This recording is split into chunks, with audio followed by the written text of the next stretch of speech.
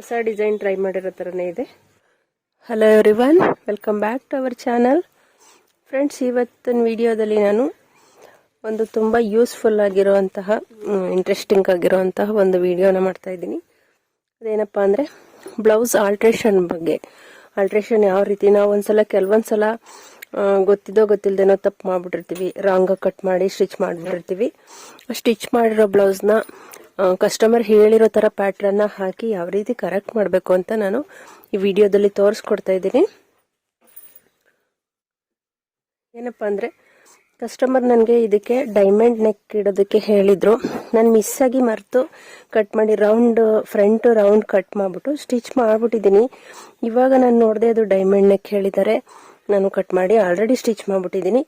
ಈ ರೀತಿ round neck cut ಮಾಡಿದಾಗ ಮತ್ತೆ ಅದನ್ನು ನಾವು ಡೈಮಂಡ್ ನೆಕ್ಗೆ ಯಾವ ರೀತಿ ಆಲ್ಟ್ರೇಷನ್ ಮಾಡಬೇಕು ಅನ್ನೋದನ್ನ ಈ ವಿಡಿಯೋದಲ್ಲಿ ನಾನು ತೋರಿಸ್ಕೊಡ್ತಾ ಇದ್ದೀನಿ. ಬನ್ನಿ ವಿಡಿಯೋ ನೋಡೋಣ.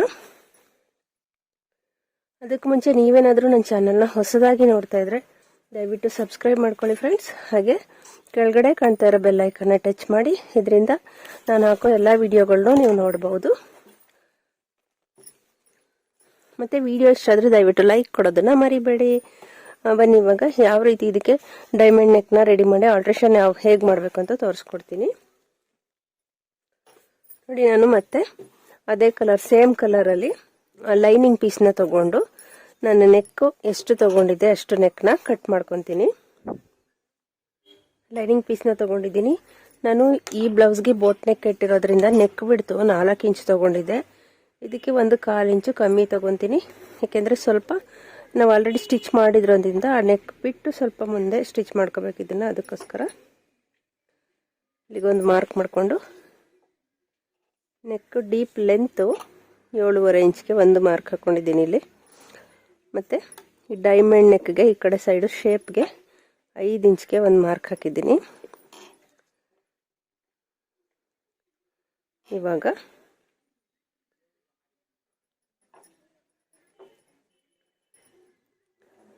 ಲೈನ್ ಹಾಕೊಳ್ಳೋಣ. ಈ ರೀತಿ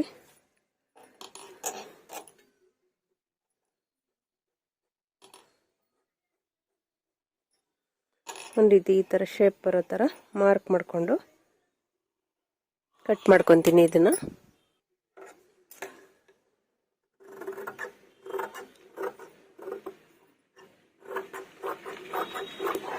ಈ ರೀತಿ ಇವಾಗ ಲೈನಿಂಗ್ನ ಕಟ್ ಮಾಡ್ಕೊಂಡಿದ್ದೀನಿ. ಇದೇ ರೀತಿ ನಾನು ಮೇನ್ ಫ್ಯಾಬ್ರಿಕ್ಕು ಹಾಗೆ ಕ್ಯಾನ್ವಾಸ್ ಪೀಸ್ನ ಕಟ್ ಮಾಡಿಕೊಂಡು ಇದಕ್ಕೆ ಐರನ್ ಮಾಡ್ಕೊಂಡು ಬರ್ತೀನಿ. ಇವಾಗ ನಾನು ಸೇಮ್ ಪೀಸ್ ಕಟ್ ಮಾಡಿಕೊಂಡು ಐರನ್ ಮಾಡಿ ರೆಡಿ ಮಾಡ್ಕೊಂಡಿದ್ದೀನಿ. ಇವಾಗ ಈ ಲೈನಿಂಗ್ ಮೇಲೆ ಈ ಪೀಸ್ನ ಇಟ್ಟು ಸ್ಟಿಚ್ ಮಾಡ್ಕೊಳ್ಳೋಣ.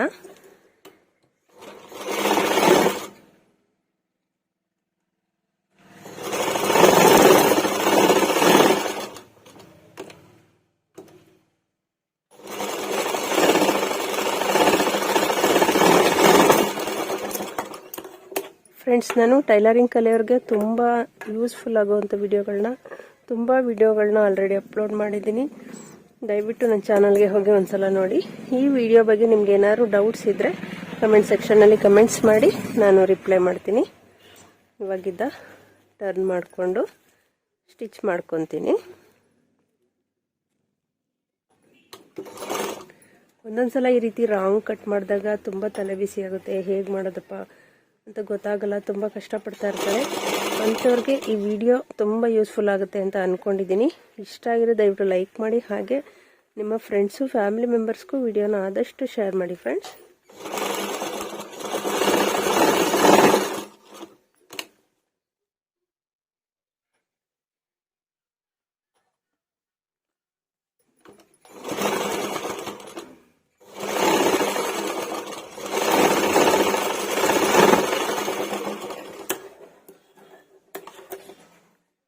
ನೀವು ಯಾರೆಲ್ಲ ಈ ರೀತಿ ರಾಂಗಾಗಿ ಕಟ್ ಮಾಡಿ ಟೆನ್ಷನ್ ಮಾಡಿಕೊಂಡು ಸರಿ ಮಾಡೋದಕ್ಕೆ ಒದ್ದಾಡಿದ್ದೀರಾ ಅನ್ನೋದನ್ನು ಕಮೆಂಟ್ಸಲ್ಲಿ ತಿಳಿಸಿ.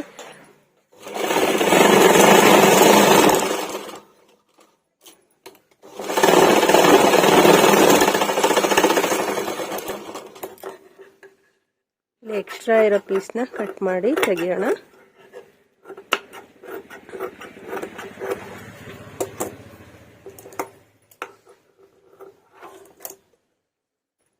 ಈ ಕಡೆ ಸೈಡು 1/4 ಇಂಚು ಈ ರೀತಿ ಫೋಲ್ಡ್ ಮಾಡಿಕೊಂಡು ಸ್ಟಿಚ್ ಮಾಡ್ಕೊಳ್ಳಿ.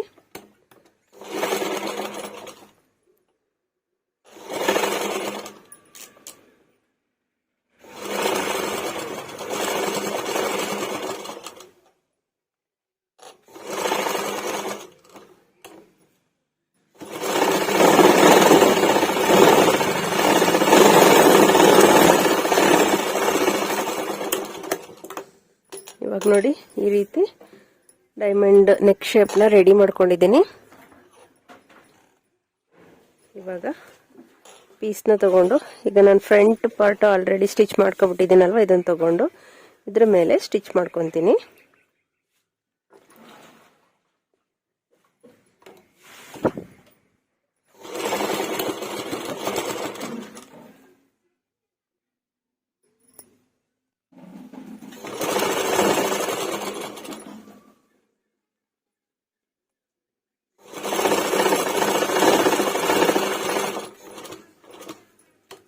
ಈ ನೆಕ್ ಕಾರ್ನರ್ ಶೇಪ್ ಬರುತ್ತಲ್ಲ, ಅಲ್ಲಿ ತನಕ ಸ್ಟ್ರೈಟಾಗಿ ಸ್ಟಿಚ್ ಮಾಡ್ಕೊಳ್ಳಿ.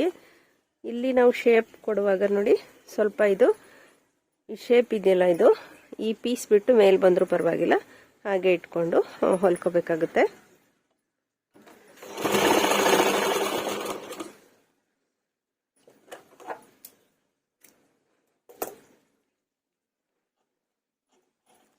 ಇಲ್ಲಿ ಸ್ವಲ್ಪ ಈ ರೀತಿ ಫೋಲ್ಡ್ ಮಾಡಿಕೊಂಡು ಸ್ಟಿಚ್ ಮಾಡ್ಕೊಳ್ಳೋಣ.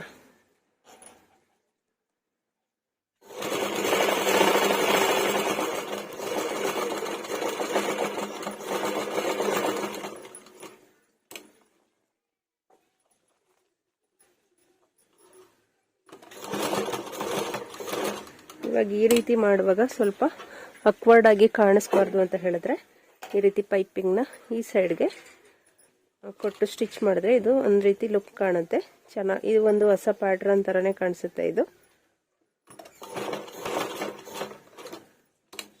ಹೊಸ ಡಿಸೈನ್ ಟ್ರೈ ಮಾಡಿರೋ ಥರನೇ ಇದೆ. ನಿಮಗೆ ಹೇಗೆ ಅನಿಸ್ತು ಅನ್ನೋದನ್ನ ಕಮೆಂಟ್ಸಲ್ಲಿ ತಿಳಿಸಿ ಫ್ರೆಂಡ್ಸ್.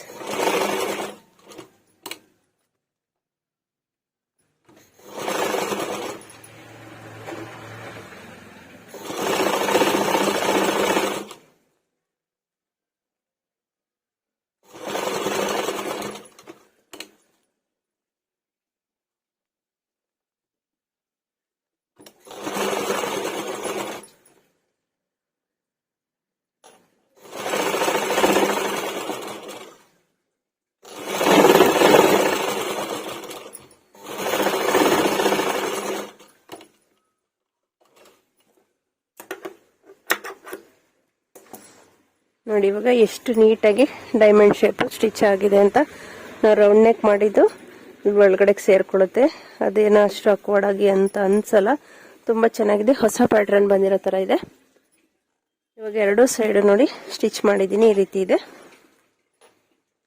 ಈ ತರ ರೆಡಿ ಮಾಡಿದ್ದೀನಿ ಫ್ರೆಂಡ್ಸ್. ವಿಡಿಯೋ ನಿಮಗೆ ಯೂಸ್ಫುಲ್ ಆಗಿದೆ ಅನ್ಕೊಂತೀನಿ. ಇಷ್ಟ ಆಗಿರೋ ದಯವಿಟ್ಟು ಲೈಕ್ ಕೊಡೋದನ್ನು ಮರಿಬೇಡಿ ಫ್ರೆಂಡ್ಸ್. ಹಾಗೆ ಶೇರ್ ಮಾಡಿ. ಇನ್ನೂ ಒಂದು ಯೂಸ್ಫುಲ್ ವಿಡಿಯೋದೊಂದಿಗೆ ಸಿಗೋಣ. Thank you for watching.